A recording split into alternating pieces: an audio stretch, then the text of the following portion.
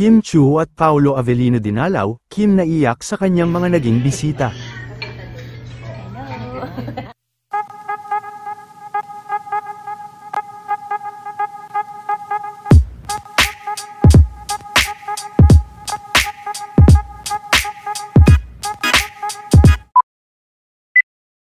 Habang kasalukuyan, na nakalock-in taping pa rin si Kim Chu sa Cebu, ay masaya naman na ibinahagi nito, ang kanyang naging mga bisita ngayong araw, na sina Direk Lauren, at ang kanyang matalik na kaibigan na si Bella Padilla.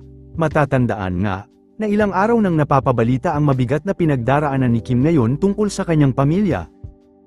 Ayon din sa kasama nila Kim, ay naiyak pa umano ito sa pagdalaw sa kanya ni Direk Lauren. Shy type naman si Paolo Avellino, na di man lang nagpakita ng muka.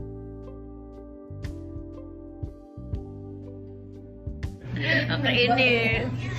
Hello. Hello. Character po siya ng 6 AM. Hello. Hey guys, welcome to Ate Kim's vlog. Hoy. Ito naman ang ilan sa kaganapan sa kanilang shooting.